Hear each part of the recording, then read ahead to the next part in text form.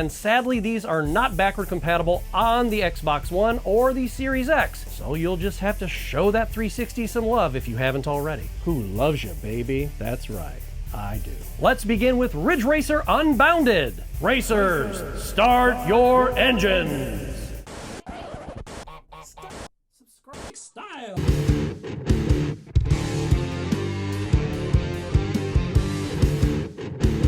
Ever since 1993, Ridge Racer has been an arcade racing sensation in actual arcades and at home. And when Bandai Namco decided to change things up in 2012 with Ridge Racer Unbounded, the fan base was split, as this was no longer the Ridge Racer they've known for almost 20 years. Unbounded's playstyle and art direction both took a right turn, as the aesthetic adopted a more realistic art style compared to the cel-shaded graphics fans of the series came to know. And control was also overhauled to introduce a more physics-based handling model. Well, the high gloss and polish wasn't for naught, as this game also featured highly destructible environments. In many ways, Unbounded had assimilated characteristics from games such as the Burnout series, Blur, and Midnight Club by embracing a more open world. We will add your biological and technological distinctiveness to our own. Resistance is futile. Also, Ridge Racer Unbounded created the fictional city of Shatter Bay as a fun backdrop for all the races to take place, as opposed to painstakingly recreating an already existing city. You try making your own city and see how hard it is. Just go ahead. I'll wait. Instead of just one racing type, racers would be able to choose from 5 different racing types, including Domination, Shindo Racing, Drift Attack, Frag Attack, and Stunt Run. Now, it would be erroneous to say that Ridge Racer Unbounded just copied facets of other games. That's what Burnout Paradise did with Midnight Club and Need for Speed games. Copycat piece of shit. Unbounded decided to change things up for the better, especially since Ridge Racer 7 left a stale taste on the palate and it aged like vomit on a salad bar. Ew, gross. Ridge Racer Unbounded is not the easiest racer to find on the shelf these days, but it's well worth your while to find one. Number 4 is Full Auto.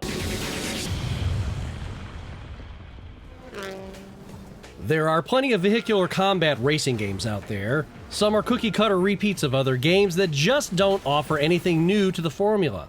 Now, this is not the case with Full Auto. This Xbox 360 exclusive was published by Sega in 2006, and even though it got a tepid reception by some critics, it had a look and style that was unique to the genre and some interesting mechanics that were a welcome addition. Full Auto features destructible environments, which wasn't exactly ubiquitous of games at this time. It also wasn't common in racing games then either. Full Auto displayed a level of detail and polish that other games of its ilk simply didn't have. While most racing games penalize you for mistakes, Full Auto offers you a rewind option called the Unwreck feature for certain races. Did you come around the corner and slam into something which caused you to fall behind? Deploy the Unwreck feature and you can redo that silly mistake. I wish I had an Unwreck feature in my first 6 marriages. Oh well. Your vehicle's weapons are mounted and ready to go just a few seconds after races start. Now, firing the weapons constantly will result in a cooldown period. Now, this evens out the odds a little bit so you can do some, I don't know, racing? Full Auto will set you back these days about a whole $10.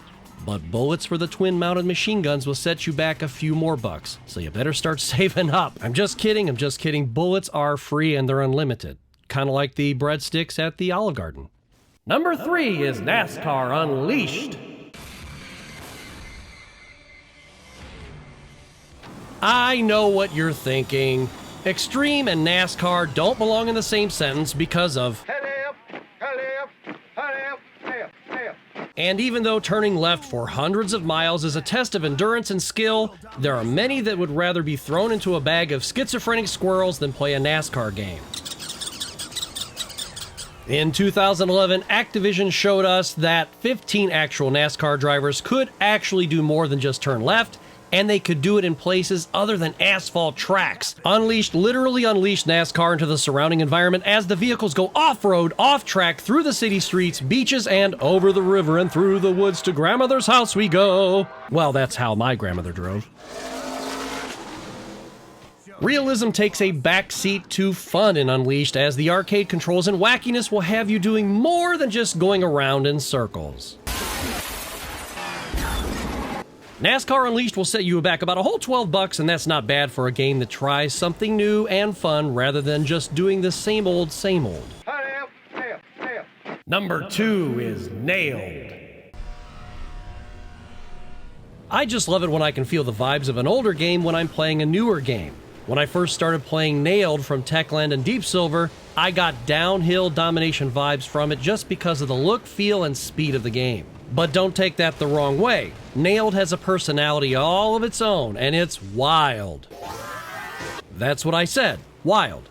When you're wanting to play an arcadey, outlandish racer, you look for something that has guts, grit, and glory splashed all over its face. Why am I drippings with goo? Well, not quite like that.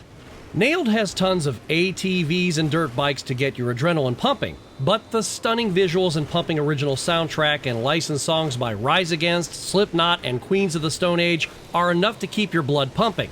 Of course, I can't let you hear any of it because of copyright reasons. While some of the game's locations are inspired by real-world locations like Yosemite National Park, you can also expect mountain, desert, and tropical landscapes to keep the gameplay feeling fresh.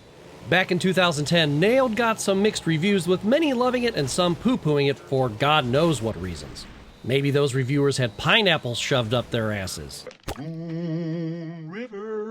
It would seem those critics missed the point of Nailed, and that is easily seen in hindsight. It's called fun. F-U-N.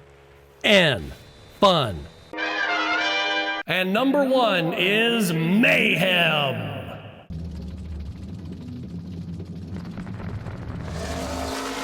If you like the graphic novel style of the Wii exclusive game Mad World, then you're going to really love Mayhem. This 2011 title gave you the ability to play this game in 3D on your regular TV with its included 3D glasses. Now you can actually use any regular 3D glasses with Mayhem, but you don't have to use them at all. Once again, for the record, I'd like to say that the critics got it wrong back in the day. It got lukewarm reviews, and I don't know what these guys were really looking for besides fun, but here's some advice to those critics out there who thought Mayhem wasn't good. Pull out the pineapple! This stylish post-apocalyptic racer gives you 4 main modes of play. Demolition Derby, that's exactly what it sounds like. Banger Racing, you'll race on tracks with destructible environmental hazards like oil spills and exploding barrels. Be the first to cross the finish line while using the environment to turn your adversaries into slag.